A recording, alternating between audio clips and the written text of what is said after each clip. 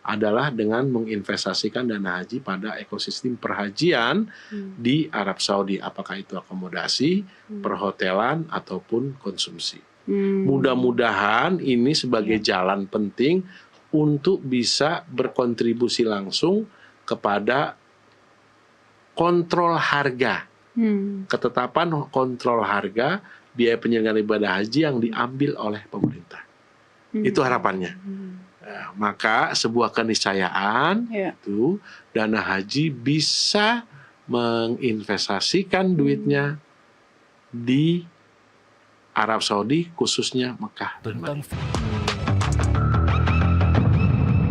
Kembali di Kasih Paham, masih membahas soal pengelolaan dana haji, pemirsa, bersama Prof. Arief Mufrani. Prof, kita lanjutkan ya. Banyak sorotan tentang investasi sektor real di Arab Saudi. Nah, kita juga pengen tahu apa aja sih proyek konkret perhajian yang sudah cukup dikuasai di sana. Iya. Harus dikasih paham terlebih dahulu. Kasih paham. Oke, bahwa Mbak Naila ya, bahwa memang direct investment atau investasi langsung tidak hanya di luar negeri, di dalam negeri pun biasanya akan selalu diikutkan dengan risiko yang tinggi. Artinya ini menunjukkan bahwa BPKH harus mengkerahkan seluruh komponen dan instrumennya dalam konteks kehati-hatian. Tapi tetap dalam isu besar membangun ekosistem perhajian Indonesia, BPKH punya amanat juga untuk bisa menginvestasikan dana hajinya di ekosistem perhajian di Arab Saudi.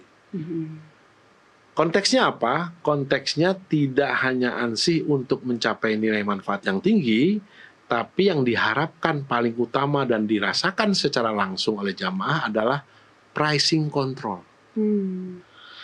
Karena keinginan masyarakat Indonesia itu menerima layanan yang baik di Arab Saudi, tapi sebisa mungkin menekan kos. Pastinya. Maka salah satu teknis yang mungkin bisa kita upayakan pelan-pelan gitu sambil menguasai pasar, memasuki pasar di Arab Saudi adalah dengan menginvestasikan dana haji pada ekosistem perhajian di Arab Saudi, apakah itu akomodasi, perhotelan ataupun konsumsi. Mudah-mudahan ini sebagai jalan penting untuk bisa berkontribusi langsung kepada kontrol harga, ketetapan kontrol harga biaya penyelenggaraan ibadah haji yang diambil oleh pemerintah. Itu harapannya. Nah, maka sebuah keniscayaan itu dana haji bisa menginvestasikan duitnya di Arab Saudi, khususnya Mekah dan Madinah. Harapan nanti ke depannya dalam jangka pendek dan jangka panjang. Jangka panjang kita harapannya. Nah, dalam konteks itu kita kemudian dan juga menjadi bagian dari memitigasi resiko gitu.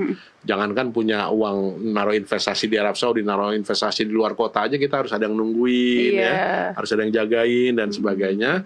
Maka otomatis kita juga sudah atas kerjasama dengan Ministry of Investment di Arab Saudi, kita diberikan kewenangan untuk membangun sebuah vehicle, sebuah perusahaan yang berdomisili di Arab Saudi yang disebut dengan BPKH Limited. Nah, ini kita coba sebagai vehicle kita yang akan memudahkan, mengupayakan berbagai macam teknis investasi di Arab Saudi. Dan kita menginvite tentunya instrumen-instrumen negara lainnya gitu yang punya mandat mirip-mirip dengan kita untuk sama-sama bekerja sama mengembangkan investasi di Arab Saudi, khusus ekosistem perhajian Indonesia seperti Danantara dan lain. Dikhususkan itu ya. Menghadapi fluktuasi nilai tukar rupiah terhadap rial dan dolar, bagaimana BPKH melakukan istilahnya lindung nilai begitu, Prof? Hedging. Ya, ini yang paling utama. Si hedging itu sebagai sebuah instrumen keuangan itu punya banyak teknis, punya banyak cara. Ya. Tapi karena kita harus sesuai syariah, maka otomatis tidak semua mekanisme hedging bisa sesuai syariah. Itu yang pertama, harus dipahami itu. Kemudian yang kedua, laporan keuangan kita memang menggunakan rupiah. maka to hold gitu jumlah uang dengan currency yang melebihi kebutuhannya, boleh jadi kemudian tidak punya arti natural hedging. Nah, maka yang dilakukan oleh BPKH pada proses menjaga nilai rupiah, ini memang gini, semua jamaah setoran menggunakan rupiah.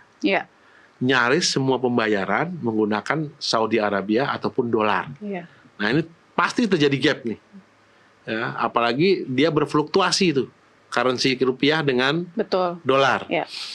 Maka otomatis kita harus berpikir bagaimana kapan kita harus punya dolar, kapan kita bisa menginvestasikan pada portofolio yang berbasis valuta asing dengan jumlah yang cukup sufisien untuk kepentingan dan kebutuhan jamaah. Karena kalau sudah exceeded dari tujuan tersebut, gitu, bisa punya arti tidak sesuai syariah. Mengambil keuntungan dari proses currency dan sebagainya, ini quote and quote bisa punya perdebatan secara syariah. Maka upaya kita menghadirkan natural hedging dengan cara menentukan tadi kapan kita mengadakan dolar, kapan kita melakukan penempatan yang cukup untuk kebutuhan pada sejumlah portofolio bervaluta asing. Jadi ada semacam instrumen investasi yang dinyatakan lolos uji syariah. Itu betul. Apa aja sih, Prof, kriterianya? Nggak banyak kalau syariah. Kalau yang real difokuskan untuk menghedge gitu, yang menggunakan teknis premi, menggunakan teknis macam-macam, itu diskusinya akan menjadi lebih panjang atau akan mendapatkan banyak catatan terkait dengan syariah. Kita yang udah ready aja, yang sudah dinyatakan syariah kita masuk, berkesesuaian syariah kita masuk, kira-kira gitu. Pada awal Juli 2026 BPKH juga memangkas biaya operasional ya hingga 100,31 miliar, betul, Prof? Iya, gini, dalam penetapan anggaran operasional sekalipun gitu, BPKH itu semuanya dalam rencana kerja dan anggaran tahunannya itu subject to be approved oleh wakil rakyat. Itu karena DPR itu punya ruang pengawasan sedemikian rupa yang sangat baik diberikan mandatnya oleh undang-undang. Tak terkecuali soal urusan operasional. Nah, tahun ini kita dimintakan secara serius untuk mengefisiensikan operasional kita sebesar 100 miliar.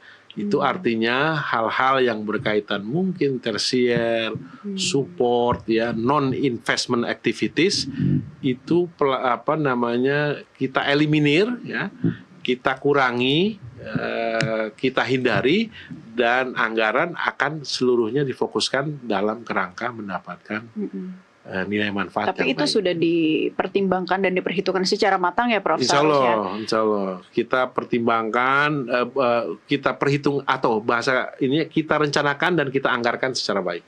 Ini bisa dijamin tidak akan mengganggu performa dari investasi BPKH itu sendiri? Iya, sangat mungkin ya, tadi dengan cara kita hanya akan mengefisiensikan pada activity non-investment, mungkin lebih kepada samalah dengan negara ini, hal-hal yang bersifat seremonial gitu, itu bisa kita kurangi secara efektif. Jadi publik nggak perlu khawatir ya. Kok ada efisiensi besar banget nih, ekstrim banget, dananya kemana? Itu lagi-lagi sudah ada arahan juga langsung dari DPR dan lain sebagainya ya, Prof ya. Semua yang berkaitan dengan GCG atau Good Corporate Governance dalam pengelolaan keuangan yang berlaku di negara ini juga berlaku untuk kita.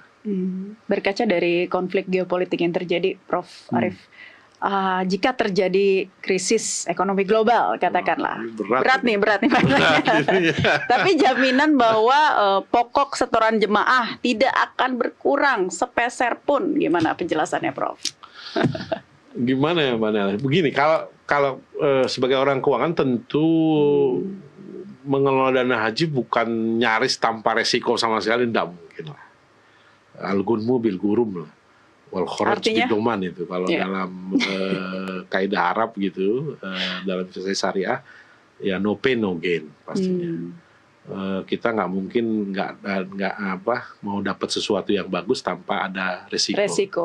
Setiap pendapatan itu pasti ada pengeluarannya.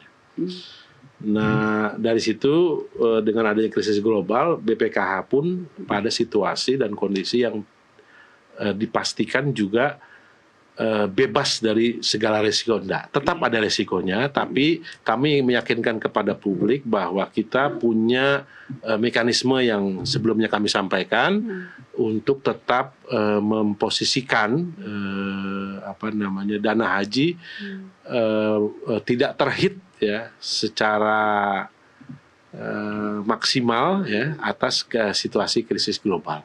Itu dengan cara memilih portofolio yang baik ya.